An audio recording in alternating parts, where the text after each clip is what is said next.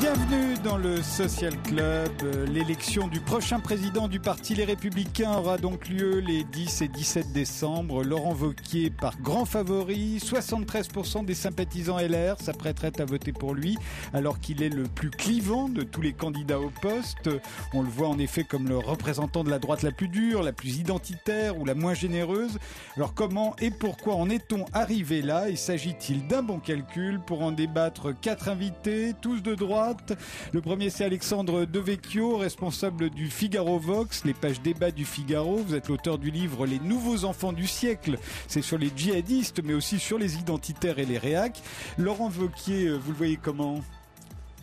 Alors, il a un parcours compliqué, puisque c'était l'héritier de Jacques Barrot, qui était plutôt de la droite libérale européenne. Et donc, il a eu un parcours sinueux. Et aujourd'hui, il incarne effectivement une ligne qui serait, certains disent identitaire, mais qui serait plutôt un peu plus protectionniste sur le plan économique et un peu eurosceptique, un peu également soucieux finalement de la préservation de la culture française et avec une certaine autorité. Je crois que c'est la ligne qui s'impose naturellement, tout simplement parce qu'il n'y a pas d'espace ailleurs. La droite libérale et européenne, elle est au pouvoir avec Emmanuel Macron, et donc je vois pas très bien où mettre l'UDI là-dedans. D'ailleurs, je connais pas beaucoup d'électeurs de l'UDI, donc s'il y a un espace, c'est vers les classes populaires. Il y a un formidable vivier électoral dans la France périphérique. Il y a énormément de gens qui se sont abstenus. Il y en a qui ont voté Marine Le Pen, mais qui sont déçus. On avait qu'aux législatives, elle est tombée à 13%. Donc, à mon avis, Laurent Wauquiez a compris qu'il y avait un espace là. Reste à savoir si ses convictions sont réelles ou pas. Je pense que c'est l'interrogation aujourd'hui. On va en parler. Madeleine de Gessève, vous êtes porte-parole de Sens Commun, membre du bureau national du Parti Les Républicains. Vous êtes également agrégé de lettres classiques. Alors, Laurent Wauquiez, vous le voyez comment aujourd'hui ? Son atout principal, c'est qu'il a, et là je rejoins Alexandre Devecchio, c'est qu'il a compris les aspirations profondes d'une grande partie de l'électorat de droite, et je dirais même de l'électorat de droite et de l'électorat qui était l'électorat traditionnel de la droite mais qui est parti, faute d'une ligne claire au sein de l'UMP à l'époque. Et c'est évidemment un atout, et dans ces problématiques, il y a effectivement la question de l'autorité de l'État, il y a la question d'une Europe des nations, qui servent de levier aux nations plutôt que de chercher à s'y substituer. Il y a la question culturelle, la transmission culturelle, du fait qu'il est important de préserver un héritage commun pour préserver l'idée d'une communauté de destin. Et puis, je dirais qu'il y a une ligne aussi conservatrice qu'il a intégrée sur les questions sociétales et sur l'attitude à avoir vis-à-vis du progressisme, et du progressisme qui est notamment au pouvoir avec Emmanuel Macron. Donc autoritaire, une droite autoritaire, conservatrice, nationaliste et identitaire, si j'ai bien compris. On va en débattre. Ouais. Gaspard Koenig, romancier, philosophe, fondateur du think tank libéral Génération Libre. Vous êtes l'auteur, entre autres, des Aventuriers de la Liberté. Alors, Laurent Wauquiez ? Laurent Wauquiez, c'est ce qui permettra aux électeurs de droite de voter FN en toute bonne conscience. Parce qu'aujourd'hui, c'est exactement le même programme. Et j'attends avec impatience leur fusion, qui aura le mérite de clarifier les lignes idéologiques. Ce qui restait d'un peu libéral dans la droite et d'un peu sympathique et d'un peu orléaniste. Libéral, pas seulement sur le plan économique. Non mais, je dis ce qui restait de libéral dans la droite, ce qu'il y avait de vaguement libéral dans la droite, parce qu'il n'y en a jamais eu beaucoup en France, comme vous le savez, est parti soit chez Emmanuel Macron, soit chez les constructifs. Donc, en un sens, c'est beaucoup plus clair. La droite libérale, maintenant, c'est fini. Il n'y en a plus. Vous avez un espace libéral assez important. Bon, on peut ensuite juger de ces degrés de libéralisme, raffiner les définitions, qui a été quand même ouvert par Emmanuel Macron. Vous avez une vraie gauche collectiviste avec Mélenchon, et vous avez une vraie droite bien identitaire, qui est fondée sur l'État-nation, les valeurs, mais qui ne faut pas sous-estimer intellectuellement. Les conservateurs auxquels se référait Madame, ont une vraie tradition intellectuelle. Wauquiez, qui est un lettré, a peut-être même, sait-on jamais, lu Scruton et Burke. Donc, et c'est des gens qu'il va falloir identifier, ne pas négliger, ne pas mépriser, mais ensuite combattre pied à pied, parce que je pense que leurs valeurs sont les valeurs d'un monde complètement passé, parce qu'ils rêvent, et je les comprends en un sens, d'une société homogène. Une société homogène dont les valeurs sont décidées collectivement. On parlait d'un destin commun. Et ça, je pense que l'individualisme est en train de balayer tout ça. Éric Deschavannes, vous êtes philosophe, vous enseignez à la Sorbonne, vous êtes également l'animateur du collège de philosophie de la Sorbonne. Alors, même question, Laurent Wauquiez, c'est le produit de quoi ? Je n'ai pas d'opinion précise sur Laurent Wauquiez, je ne veux pas lui faire de procès d'intention. Ce que je comprends, d'après ce que j'ai déjà entendu dire ici, c'est que mécaniquement, il est en fait le produit, disons, de la recomposition qui est en train d'avoir lieu. Donc à partir du moment où il y a une partie de la droite qui fait alliance avec Macron, ceux qui veulent s'opposer et constituent une alternative, une alternance par rapport à Macron, forcément, doivent se positionner sur une ligne plus droite de droite. Ensuite, la question, à mon avis, le vrai enjeu pour Laurent Wauquiez, ou pour le leader de la droite, quel qu'il soit, de cette droite de droite, ce sera de réussir ce qui paraît aujourd'hui difficile, c'est-à-dire fédérer les élites et au moins une fraction large du peuple. Parce que l'un des axes qui structure la vie politique aujourd'hui, c'est l'axe populisme, le cercle de la raison, si je puis dire. L'irruption du populisme a changé la donne. On n'est plus simplement dans le positionnement droite-gauche. Et donc c'est le défi de Laurent Wauquiez, c'est en effet éventuellement de manger le Front National, ce qui me paraît pas gagné d'avance, et peut-être en effet de tenter de fédérer l'élite et le peuple, comme l'a fait la droite dans le passé, au temps du gaullisme et auparavant. Et de choisir quelqu'un comme Laurent Wauquiez, qui, on le dit, tout le monde est d'accord, est assez clivant, y compris même dans son propre parti, ce serait un bon calcul, une bonne stratégie pour faire un jour gagner la droite ? Moi, je pense que c'est effectivement la seule. On l'a dit, il n'y a pas d'espace ailleurs. Après, est-ce qu'il est clivant ? Moi, je crois qu'il est surtout clivant pour les gens de gauche. Si on regarde le programme du RPR des années 80... En ce moment, vous entendez constamment des membres du Parti Les Républicains qui disent « ça n'est plus la droite d'avant ». Mais ce sont des gens qui ont des ambitions, des postures, et ce sont des gens qui sont peut-être pas très cohérents idéologiquement, puisque je rejoins tout à fait Gaspard Koenig, leur place est aux côtés d'Emmanuel Macron. Mais Laurent Wauquiez se situe finalement, en tout cas, dans les positions qu'il adopte aujourd'hui, dans une droite gaulliste assez traditionnelle qui était celle de Pasqua Seguin du RPR il y a quelques années. Donc cessons cette diabolisation et essayons de débattre sur le fond et sur l'idéologie. En tout cas sur la stratégie, il n'y en a pas d'autre, parce qu'aujourd'hui on est effectivement dans une recomposition politique. D'ailleurs, je suis pas sûr que le clivage droite-gauche soit aujourd'hui le bon clivage. Finalement, Emmanuel Macron a eu raison de définir un clivage entre progressistes et conservateurs, et Marine Le Pen a eu raison aussi de définir un clivage entre ce qu'elle appelle les mondialistes et les patriotes, mais en tout cas ceux qui ont une vision effectivement du libre-échange globalisé et ceux qui sont pour plus de protectionnisme et pour plus d'enracinement. Donc maintenant, je pense que ça va se jouer là-dessus et qu'il faut aller conquérir cet électorat-là qui veut pas forcément être en marche et qui veut des limites, des protections et qui veut se sentir chez soi en France, qui veut qu'on préserve un certain modèle culturel. Laurent Wauquiez, qui est le favori aujourd'hui dans la course pour devenir le patron du Parti Les Républicains, est-il véritablement le candidat identitaire que certains décrivent ? Et est-ce que l'identité forcément malheureuse, puisque quand Alain Juppé a parlé d'identité heureuse, ça n'a pas eu l'air de plaire du tout aux électeurs de droite. Donc est-ce que l'identité forcément malheureuse, c'est un sujet porteur ? Est-ce que les racines chrétiennes de la France, c'est un sujet porteur pour l'avenir de la droite et éventuellement, pas seulement pour se faire élire à la tête du Parti Les Républicains, mais aussi pour un jour revenir au pouvoir. Madeleine de Gessé, je rappelle que vous êtes porte-parole de Sens commun. Oui, effectivement, aujourd'hui, les électeurs de droite et une grande partie des Français se sentent dépossédés de leur héritage culturel. Dépossédés parce qu'ils se rendent compte que l'éducation nationale aujourd'hui n'est plus bien souvent capables de transmettre cet héritage culturel, dépossédés parce qu'ils ont l'impression que dans certains territoires, et cette impression se confirme dans les faits, les lois françaises ne règnent plus en maître et que s'y substituent d'autres lois. Et je pense notamment à la question évidemment de l'islamisme. Cette inquiétude vis-à-vis de la culture, de la question de savoir qui l'on est pour savoir où l'on va, est extrêmement importante. Il y a un besoin de permanence, de continuité historique. Et ça, il me semble que Laurent Wauquiez l'a très bien compris. Et je regrette que ces questions-là soient souvent présentées de manière très caricatural. Le terme même d'identitaire, si vous voulez, suscite énormément de craintes, crainte d'appréhension, de rejet, alors que c'est un débat, un sujet qu'on devrait aborder très sereinement. Et il est certain que cette question identitaire, la question aussi de l'attitude à avoir vis-à-vis d'autres cultures, acceptation ou rejet du multiculturalisme, est un sujet extrêmement clivant à droite. Et il y a aussi la question évidemment du modèle d'intégration, assimilation ou pas. Je me souviens qu'il y a un peu plus d'un an, il y avait eu un débat en bureau politique où Alain Juppé disait qu'il rejetait ce modèle assimilationniste, ne se reconnaissait pas dans ce modèle-là. Bon, clairement, c'est un sujet clivant aujourd'hui au sein des Républicains, alors même que les électeurs et la majorité des militants, pour pas dire la totalité d'entre eux, sont évidemment favorables à ce modèle assimilationniste. Vous êtes sûr qu'Alain Juppé a dit qu'il ne se reconnaissait pas dans le modèle assimilationniste? Non, sur un autre modèle d'intégration. Voilà. Tiens.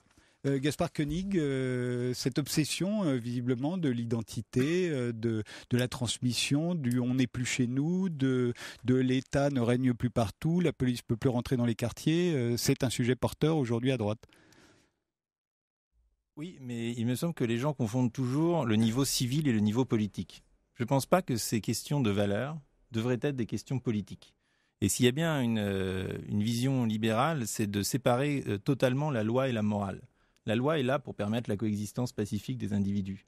Elle n'est pas là pour imposer la vision du vivre ensemble, des valeurs, de la tradition. Mais ça veut dire qu'on peut le faire d'autant mieux soi-même, en se regroupant, en éduquant ses enfants, en prônant par la conviction et par l'exemple les valeurs auxquelles on croit, mais sans chercher à les imposer aux autres. Et donc laisser les gens libres de disposer entièrement de leur corps, libres de s'exprimer totalement, libres de s'habiller comme ça leur chante, comme c'est d'ailleurs, je le rappelle, l'esprit de la véritable loi de 1905, que la droite a complètement dont la droite a complètement transformé l'interprétation depuis 20 ans. La loi de 1905, c'est la séparation des églises et de l'État. Il n'est jamais question d'interdire des manifestations de la religion dans l'espace public. L'espace public est conçu comme un espace de coexistence de différentes manifestations de la foi, de la culture, de tout ce que vous voulez. Et donc, juste pour faire simple, dans la laïcité française de 1905, la seule, la vraie, l'État est neutre, pas les individus. L'État est laïque, pas les individus. Absolument. Les individus font ce qu'ils veulent. Il faut lire, pour comprendre ça, Jean Borébeau, qui a fait des très bons textes pour montrer tout ce qu'on a. Quand on dit la laïcité à la française, en fait, c'est l'interprétation de la laïcité par la droite et l'extrême droite depuis les années 90. Pas seulement, il y a une partie de la gauche qui l'interprète de la même manière. Oui, aussi, mais enfin, je veux dire, en tout cas, c'est assez récent. Les discussions qu'on conduit à la loi de 1905, on se référait pas à Voltaire, on se référait à Locke. La loi était basée sur la Constitution du Mexique, donc ça n'avait rien à voir avec une spécificité française. Et c'était vraiment une idée assez forte de la tolérance, qui est nous n'avons pas à nous prononcer sur la valeur de telle ou telle religion, voire de telle ou telle mœurs. Et je pense que c'est fondamentalement, et c'est pour ça qu'on parle de tradition, ça me fait toujours un peu sourire, parce que c'est fondamentalement un apport français, et un apport français même à l'histoire du monde occidental, que d'arriver à concevoir l'individu comme un être autonome et à s'abstenir de tout jugement collectif par rapport au choix qu'il fait. Ce qui ne veut pas dire, encore une fois, qu'on ne peut pas avoir des morales privées, qu'elles vont être d'autant plus fortes qu'elles ne seront pas imposées par la force. Vous reprochez à la droite aujourd'hui de devenir de plus en plus autoritaire. Là, clairement, elle devient autoritaire. Et si vous voulez, c'est toujours sur tous les plans. On ne peut pas être conservateur en société et libéral en économie, ou que sais-je. Ça, Hayek l'a bien montré, c'est mécanique. Quand vous êtes souverainiste, vous êtes dirigiste parce que vous voulez planifier, et l'ordre social, l'ordre moral et l'ordre politique de l'État-nation vont ensemble. Et à l'inverse, quand vous êtes individualiste sur le plan économique, vous devez aussi l'être à un moment donné sur le plan sociétal. C'est des choses qui sont très cohérentes. Alexandre de Vecchio, vous êtes d'accord? Oui, je suis là pour le coup, c'est pour ça que j'aime débattre avec Gaspard Koenig, puisqu'il a une vision totalitaire du libéralisme, mais c'est une idéologie totalitaire, effectivement. Quand on est libéral sur le plan économique, on l'est aussi sur le plan des valeurs. Et j'assume de penser qu'il faut une droite plutôt qui est un peu jacobine. J'ai pas tout à fait sûr qu'historiquement sa vision de la laïcité soit la bonne. Il oublie la Révolution française, il oublie les rapports conflictuels entre l'Église et l'État. enfin bon, on va pas refaire le débat là-dessus, mais je crois qu'il est quand même dans un fantasme qui est celui du cercle de la raison depuis 89, et je crois qu'on arrive à la fin de cette période-là. C'est celui de la fin de l'histoire, l'idée que la technocratie et le marché vont gouverner. Moi, je suis au contraire pour le retour du politique, et je crois que la fable du meilleur des mondes globalisé est en train de se transformer en cauchemar pour beaucoup de gens qui réclament des limites, qui réclament le retour d'un État fort, non pas d'un État autoritaire, mais d'un État qui les protège aussi bien sur le plan économique que sur le plan culturel. On ne veut pas d'avoir un État plus fort que l'État français dans les démocraties actuelles. Vous voyez bien que c'est pas ça la cause des misères de la France. La cause des misères de la France, c'est ce jacobinisme administratif totalitaire. On y reviendra, mais Éric Dechavanne... Oui, alors je suis en désaccord avec mes deux interlocuteurs. Qui, à mon avis, représentent en effet les deux pôles de la droite intellectuelle, je dirais, plus que politique. J'ai invité que des intellectuels. La droite, on va dire, réactionnaire, assumée et autoritaire. Et ça, c'est la droite libérale. Et en effet... Vous sentez que ce soit une droite, parce que je pense que le libéralisme dépasse complètement ces notions-là. Oui, on pourrait dire aussi l'antimodernisme aussi. Il lui est antérieur, parce que la philosophie libérale est apparue avant la scission de la gauche et de la droite. Mais ce qui est très intéressant, c'est que sur le plan intellectuel, il n'y a pas plus opposé que la droite réactionnaire qui considère que le libéralisme c'est la modernité qu'il faut combattre, et le libéralisme qui en effet par essence progressiste est totalement hostile à l'ancien régime, donc à tout ce qui est réactionnaire. Et donc là ce serait la droite réactionnaire qui serait en train de gagner honnêtement je ne crois pas, hein. C'est-à-dire que parce que c'est politiquement impossible tout simplement. Les réactionnaires sont structurellement perdants dans l'histoire. Ah oui, mais j'ai pas dit qu'elle allait gagner. Non mais là il faut introduire à mon avis il faut introduire une distinction qui politiquement est absolument indispensable, c'est la distinction entre conservatisme, pensée conservatrice et pensée réactionnaire. C'est pour ça que je ne suis pas aussi anticonservateur que notre ami Gaspard, mais je suis libéral pourtant. C'est-à-dire que je pense que être conservateur, c'est vouloir conserver ce qui doit l'être, la dimension de permanence dont on a besoin pour stabiliser la société et pour rendre possible le progrès à la limite. Hein. Par exemple, en éducation, être pour la méthode syllabique, pour la discipline à l'école, etc., c'est pas être réactionnaire, c'est être conservateur pour que les élèves puissent progresser et pour que la société tout entière puisse progresser. Donc le conservatisme est nécessaire, mais la droite échoue toutes les fois qu'elle veut conserver ce qui ne peut plus l'être. Hein, quand on veut conserver les colonies et que c'est pas possible, eh bien on est perdant. Quand on veut conserver l'ancien régime, ça aboutit à la révolution nationale de Pétain et on échoue. En revanche, toutes les fois que la droite a su construire une synthèse idéologique conservatrice et moderne, le gaullisme, la démocratie chrétienne, elle a fait progresser la société, elle a été en phase avec son temps et elle a modernisé la société. Et donc on peut être conservateur et moderne, c'est-à-dire pas au rebours du sens de l'histoire. Personne ne représente ça aujourd'hui sur le champ politique. Mais je ne sais pas, ne faisons pas de procès. Pour moi, Fillon était plutôt assez bon dans cet axe-là. Mais il n'est pas candidat. Est-ce que Laurent Wauquiez est bon dans cet axe-là ? On va se poser la question dans quelques instants. Invoquer aujourd'hui les racines chrétiennes de la France à tout bout de champ, comme le fait Laurent Wauquiez, est-ce que c'est porteur pour devenir le patron du grand parti de la droite ? Et est-ce que c'est porteur, accessoirement aussi, pour revenir ensuite au pouvoir ou devenir président de la République, installer une crèche de 14 mètres carrés dans l'hôtel régional d'Auvergne-Rhône-Alpes, alors que, comme le rappelait Gaspard Koenig, la laïcité normalement interdit ce genre de choses, l'État doit rester neutre. Là aussi, est-ce que c'est porteur ? Évidemment, je sais bien que quand il le fait dans un but de plaire, de séduire ses électeurs. Est-ce que ça vous semble aujourd'hui adéquat ? Est-ce que c'est véritablement adapté à notre époque ? Je crois qu'il ne faut pas Alexandre Devecchio focaliser uniquement là-dessus, mais sur les crèches, je crois que c'est beaucoup plus culturel que cultuel. Les Français ont un sentiment de dépossession, de plus être eux-mêmes. Le slogan des militants du Front National, on est chez nous, qui a l'air un peu bizarre comme ça, c'est justement l'expression de ce sentiment de dépossession-là. Et finalement, les crèches dans les mairies qui sont assez inoffensive, sur une espèce de symbole culturel, et je crois que les nouveaux arrivants sont tout à fait capables d'accepter ce type de symbole. Alexandre Devecchio, juste une autre question, je comprends très bien ça. Mais la politique ne se résume pas aux crèches, je l'ai dit. Non, mais pourquoi pas à ce moment-là manifester devant les McDonald's, les Burger King, vous voyez, parce qu'on est quand même beaucoup plus en France américanisé qu'on n'a jamais été islamisé. Donc, si on voulait vraiment revenir à l'identité nationale, il faudrait virer les jeans. Moi, je crois que c'est les deux en même temps. temps que effectivement l'américanisation du monde et de la France est un problème. Il faut lire les 2 derniers essais de Régis Debray, mais ça se mêle. L'islamisme et l'américanisation du monde.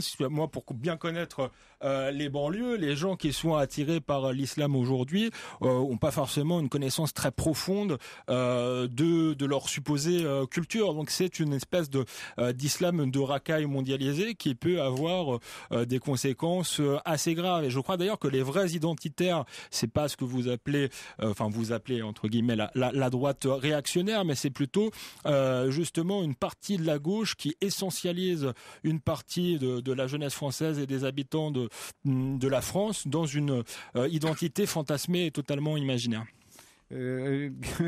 Madeleine de Gessé. Oui, pour revenir sur l'histoire des crèches là, et notamment de l'installation d'une crèche au conseil régional, ça correspondait pas du tout à une tradition au sein du conseil régional. Ah non, il l'avait jamais fait avant. Et si vous voulez, c'est un peu instrumentaliser la crèche et en faire un symbole un peu de lutte laïciste qui est complètement c'est complètement dévoyer la symbolique de la crèche qui devrait être une symbolique de paix, de cet concorde. Acte de Laurent Wauquiez vous avez choqué, vous? Ah oui, m'a fortement déplu, et d'ailleurs je lui ai dit très franchement, parce que on est dans une conception assez c'est un peu de la provoque quand même, il faut bien le reconnaître, c'est un peu bourrin. Mais pour revenir sur la question justement des racines judéo-chrétiennes de la France, c'est important sur la question de la transmission culturelle. Qu'on le veuille ou non, oui, on est un pays de culture judéo-chrétienne, et si on ne l'intègre pas, eh bien, il y a des pans entiers de notre culture qui deviennent inaccessibles, qui ne nous parlent plus. Moi, je suis professeure de littérature. Dans les textes que je soumets à mes élèves, sans le vouloir, il y a tout le temps des références bibliques. Tout le temps. Et il faut avoir intégrer un minimum cette culture judéo-chrétienne pour que ces textes, ces grands auteurs puissent continuer à nous parler. C'est très important. Ça consolide le lien intergénérationnel et le sentiment d'appartenance à une culture et à un peuple. Et dernier point, cette culture judéo-chrétienne implique certains devoirs aussi, et notamment des devoirs de fraternité, je ne dis pas de charité, mais en tout cas, si je le convertis en langage républicain, de solidarité, de fraternité. On dit tout le temps, la droite, ça doit être la liberté, et puis la gauche, ça serait l'égalité.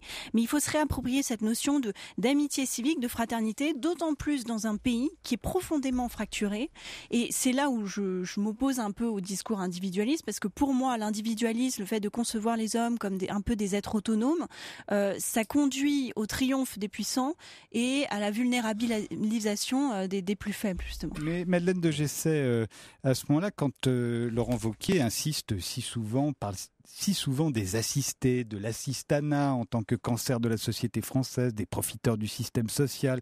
Je rappelle qu'il voudrait que les bénéficiaires du RSA fassent 5 heures de travail social par semaine en échange. Est-ce que c'est le bon combat à mener dans l'optique que vous venez de défendre ? Écoutez, quand on regarde les enquêtes d'opinion, on voit qu'une majorité de Français est aujourd'hui convaincue que un grand nombre de Français qui sont au chômage pourraient en fait retrouver du travail si on modifiait certaines lois sociales, notamment celles dont vous venez de parler. Donc je pense que ça correspond à une réalité. Pour autant, attention évidemment à ne pas jeter l'opprobre sur toutes les personnes en situation de précarité et qui n'ont pas d'autre choix malheureusement que d'être assistées aujourd'hui. Gaspard Koenig ? Oui, alors j'ai beaucoup de choses à réfuter. La première, c'est cette histoire de racines chrétiennes. Il me semble quand même que Voltaire était français. Moi-même, je suis français sans être chrétien. Est-ce qu'on va me retirer mon passeport maintenant parce que je ne corresponds pas à l'identité culturelle de la France ? Ce que je veux dire, c'est que chacun s'approprie son pays d'une manière particulière et individuelle. Moi, je m'approprie plutôt mon pays par la langue, par les auteurs. Dans ces auteurs, bien sûr qu'il y a des racines judéo-chrétiennes, bien sûr qu'il faut avoir lu et qu'il faut enseigner la Bible. Mais encore une fois, il faut distinguer cette culture que chacun va s'approprier à sa manière et l'inscription de ces valeurs dans un discours politique, voire, puisqu'on a entendu des proches de Laurent Wauquiez qui disaient qu'il fallait inscrire les racines chrétiennes dans la Constitution française. Et là, c'est vraiment grave, parce que là, ce n'est plus une culture que chacun s'approprie, c'est un modèle homogène que l'État vous impose de manière autoritaire. Et la seule chose que peut créer, mais heureusement cet être ne sera jamais élu, mais la seule chose que ça peut créer, c'est la guerre civile. Vous opposez frontalement les gens les uns contre les autres, sans leur laisser la possibilité de s'approprier à leur manière, à la manière de Renan, une histoire commune. C'est incroyable quand même le déclin. Chez Renan, il y a l'héritage. Oui, mais il y a aussi la volonté de vivre ensemble, mais l'héritage. Bien sûr, mais on hérite, mais on oublie aussi chez Renan. C'est ça qui est intéressant. Deuxièmement, sur le RSA, et je passe les faibles et les puissants parce que c'est trop bas. Sur le RSA, le vrai problème du RSA, et c'est ça que la droite ne comprend pas, c'est les effets de seuil. Et pour lutter contre ça, que veulent-ils faire ? Mettre en place des systèmes autoritaires qui obligent les gens à rendre, parce qu'ils ne supportent pas l'idée que quelqu'un puisse toucher un revenu sans contrepartie, parce que le travail doit être une valeur architectonique de l'ensemble de la société, parce que tel l'aura décidé le parti de M. Wauquiez. Le vrai remède à ça, c'est le revenu universel. C'est le revenu universel, c'est que là, vous n'avez plus du tout d'effet de seuil, le travail paye toujours. Chacun a véritablement de quoi survivre sans avoir à quémander, parce que vous n'imaginez pas à quel point c'est humiliant pour un bénéficiaire du RSA de venir réclamer sa petite allocation, de se l'avoir parfois refusée, et au contraire d'être empêché de travailler pour le RSA. Quand on fait des études sur le RSA, on a des tables rondes avec des gens qui sont RSA et qui vous expliquent qu'à cause du RSA, ils peuvent pas prendre des petits jobs. Aujourd'hui, le seul moyen de sortir du RSA, c'est d'avoir un CDI. Mais Gaspard Koenig, un candidat à la présidence des Républicains qui proposerait le salaire universel ou le revenu de base, aurait-il une chance ? Est-ce que ce serait porteur NKM à droite aujourd'hui ? l'avait dans son programme, donc au moins il y a des gens qui essayent.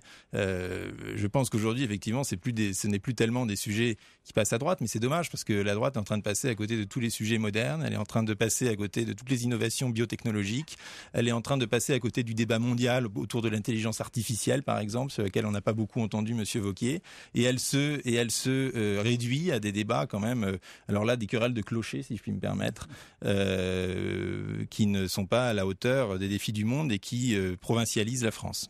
Éric Deschavannes ? Écoutez, pour moi, Laurent Wauquiez, pour l'instant, il est dans la conquête de ce qui reste de son parti, et donc il agite un peu des vaches sacrées de la droite, pour les militants. Enfin, d'une partie de la droite, parce qu'il y a une autre partie de la droite pour qui ce ne sont pas du tout des vaches sacrées. Des militants qui veulent vraiment rester à droite. Donc, mais c'est la nation, les valeurs chrétiennes, la critique de l'assistanat. Mais c'est de la com, parce que c'est de la nostalgie en réalité. Parce que vous voyez bien, par exemple, la critique de l'assistanat, c'est une sorte de libéralisme un peu musclé, un peu rustique. Mais ça parle aux gens, parce que ce qui conserve de la droite, c'est l'efficacité, le pragmatisme économique, le libéralisme qui donnait à chacun la chance de gagner sa vie par son travail. Mais on voit bien qu'aujourd'hui, ça suffit pas. Si vous dites aux électeurs du Front National, ceux qui sont dans le chômeurs de longue durée dans le nord de la France, qu'on va supprimer l'aide sociale, peut-être que sur l'assistanat, ils vont dire c'est pas bien, parce qu'ils pensent que c'est mieux de gagner sa vie par le travail. Mais si vous leur dites on va supprimer l'aide sociale, je suis pas sûr qu'ils voteront pour Laurent Wauquiez. Vous voyez. Donc dès qu'on va rentrer dans le dur du programme et du projet, à mon avis, ces symboles, en fait, ça ne va pas suffire. Donc il va falloir qu'il parle d'autre chose. De même, il est pour l'abrogation de la loi Taubira. On se souvient qu'il a participé à la manif pour tous, Laurent Wauquiez. Il est contre l'homoparentalité, il l'a souvent dit. Ça aussi, ça fait partie, c'est de la nostalgie pour vous ? Il gagnera pas une élection en France sur ce programme-là, c'est certain.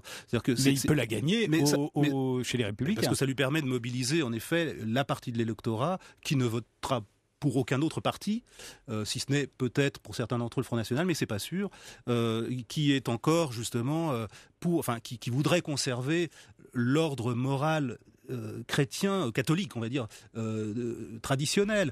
Et c'est pas honteux, hein.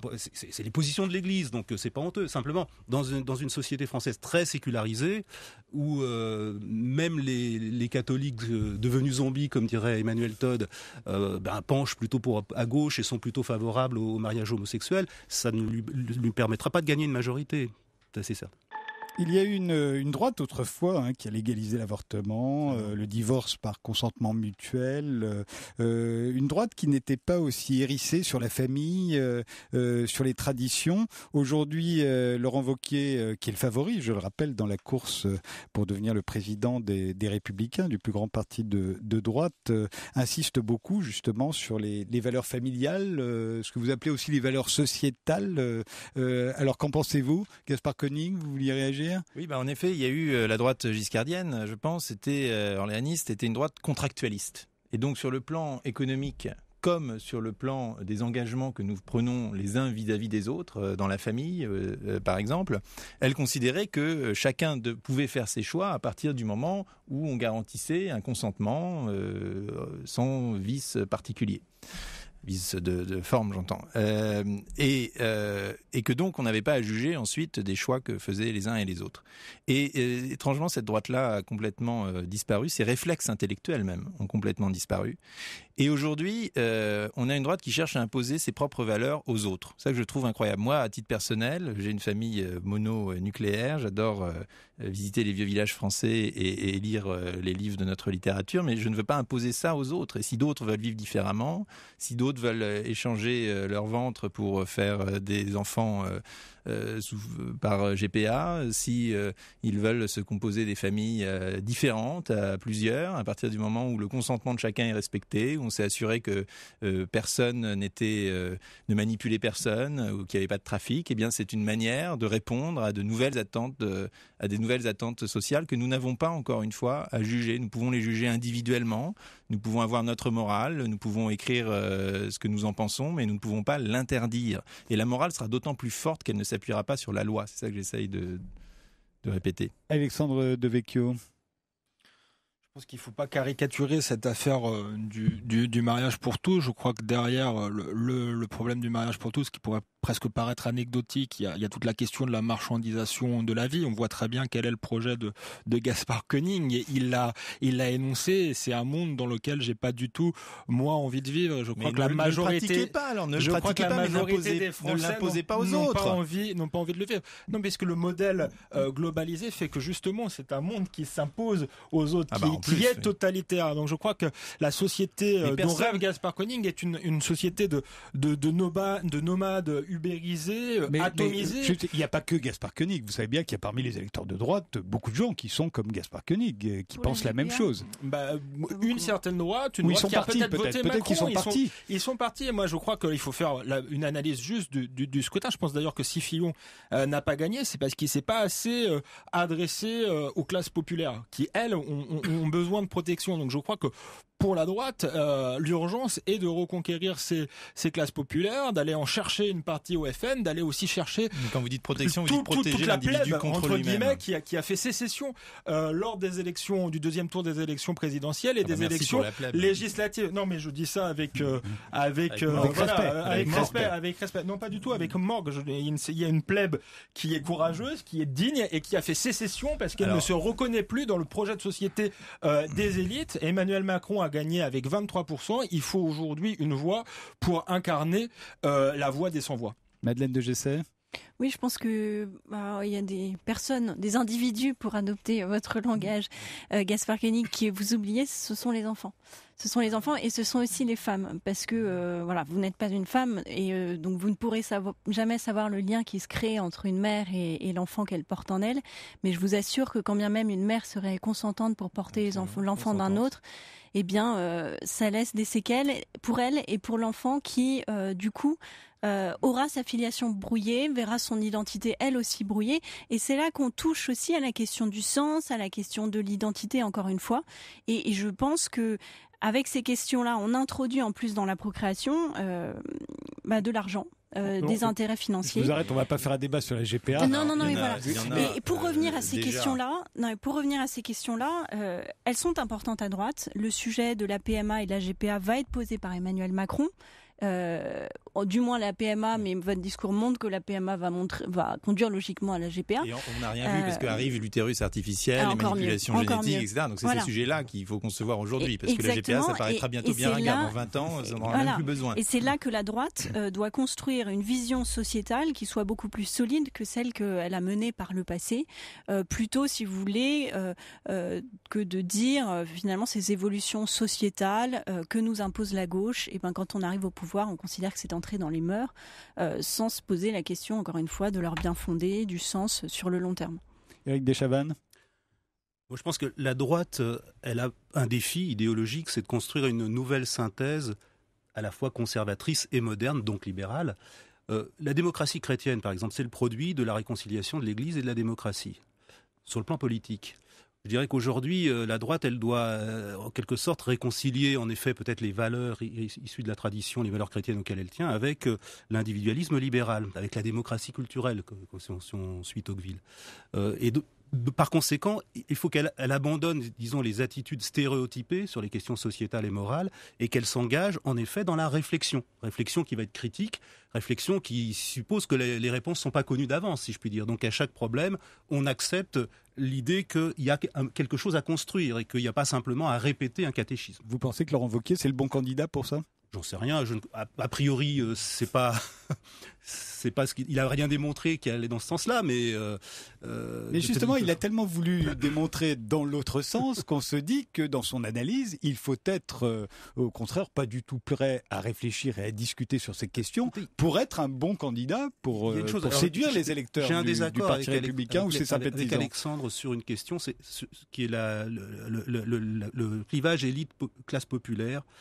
Je pense que les valeurs de l'individualisme libéral ont fortement pénétré toutes les classes populaires et qu'une droite qui se fonderait uniquement sur, on va dire, des valeurs traditionnelles partagées par l'élite catholique bourgeoise française. Personne ne propose ça. Voilà. C'est un peu ça malgré tout. Donc ça me paraît pas des bonnes armes, si je puis dire, pour reconquérir l'électorat populaire. Marine Le Pen est plus populiste et quand elle, dans son combat contre l'islam, par exemple, elle brandit davantage des valeurs laïques, modernes, libérales, la liberté de la femme, par exemple, que l'identité catholique. Moi, je n'ai jamais critiqué l'individualisme libéral issu de la Révolution française. Je critique le néolibéralisme technomarchand qui atomise l'individu. C'est quand même pas tout à fait la même chose. C'est drôle, je vous attends parce qu'à droite, on ne tenait pas du tout ce langage-là il y a 15-20 ans, par exemple. Oui, c'est vrai, mais la droite n'avait pas d'idée. Elle était dans la fin de l'histoire. La droite est devenue collectiviste pour Gaspard Koenig. Oui, elle est collectiviste, c'est-à-dire qu'elle pense que les valeurs doivent être déterminées au niveau collectif et s'imposer à l'ensemble de la société. C'est la définition du collectivisme. Alors ça passe par d'autres biais que le collectivisme de gauche, mais c'est exactement le même esprit. Il y a eu toujours une tradition d'un État fort à droite avec De Gaulle. Ça avait disparu un petit peu dans les années 80, dans une espèce de consensus général où il n'y avait plus de politique. La politique est de retour. Ne parlez pas tous ensemble à la radio, ça ne marche pas. De Gaulle a pollué la France avec le planisme. Alors je disais, De Gaulle n'est pas un messie que chacun dernier mot de Madeleine de Gessé avant qu'on se sépare. Si vous voulez ajouter quelque chose. Écoutez, non, je pense que je rejoins Alexandre Devecchio sur l'urgence et c'est là où peut-être je ne suis pas d'accord avec mon voisin quand vous dites avec Éric Deschavannes. Qu'au fond, Laurent Wauquiez s'adresse à des bourgeois catholiques. Je pense au contraire que c'est aujourd'hui un des candidats qui est le plus à même de toucher l'électorat plus populaire parce qu'il a un discours franc, parce qu'il a un discours assez direct. Vous parliez de droite dure, mais qu'est-ce qui est dur aujourd'hui? C'est le quotidien. On dit qu'il est la droite dure. Mais pourquoi? Parce qu'il sait décrire un quotidien qui est dur et auquel ces Français de France, ces perdants de la mondialisation sont confrontés. Voilà. Et c'est pour ça, à mon avis, qu'il saura les conquérir bien plus que d'autres personnalités qui, pour le coup, ne s'adressent qu'à un électorat très citadin, très mondialisé, très bourgeois. Gaspard Koenig, en conclusion de ce débat. Je suis quand même assez frappé par l'anti-humanisme des discours que j'entends.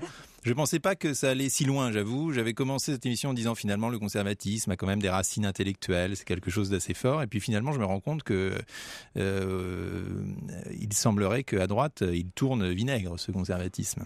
Est-ce que, dernière question, Alexandre Devecchio, tout ça, c'est bien, c'est ce qui semble plaire, d'après ce que vous nous expliquez aux électeurs du Parti Les Républicains aujourd'hui, mais est-ce que ça peut un jour ramener la droite au pouvoir en France ? Je pense que oui. Après, Laurent Wauquiez a aussi beaucoup de limites, je crois qu'il faut le dire. Je crois qu'il faut qu'il fasse un gros travail intellectuel et ça ne doit pas se résumer à quelques slogans. Et là, je rejoins Éric Deschavannes. Je crois aussi qu'il a compris beaucoup de choses sur la ligne idéologique, mais il doit comprendre deux choses. On est dans une période de décomposition. Le PS a disparu et je crois qu'il ne pourra pas reprendre les mêmes recettes que par le passé. Je crois qu'il y a une bonne chose dans l'élection de Macron, cette espèce de grand coup de balai de renouveau, et donc on refaire du Nadine Morano, du Rachida Dati, etc. Je suis pas sûr que ça va le mener bien loin. Et puis un conseil sur la langue aussi, il faudrait qu'il arrête d'avoir une langue de communicant. Il a fait normal, je crois que ça élève les gens d'avoir une belle langue quand conservateurs, on aime le français. Donc voilà, mes deux conseils à Je Laurent vous Wauquiez. remercie tous les quatre finir. d'avoir participé à cette émission. Le Social Club continue après les informations de Pierre de Villeneuve avec Sophie Fontanelle, Arnaud Robotini et le philosophe Frédéric Gros qui publie un essai intitulé Désobéir. Les désobéir. Les désobéir. Les désobéir. Les désobéir. Les désobéir. Les désobéir. Les désobéir. Les désobéir.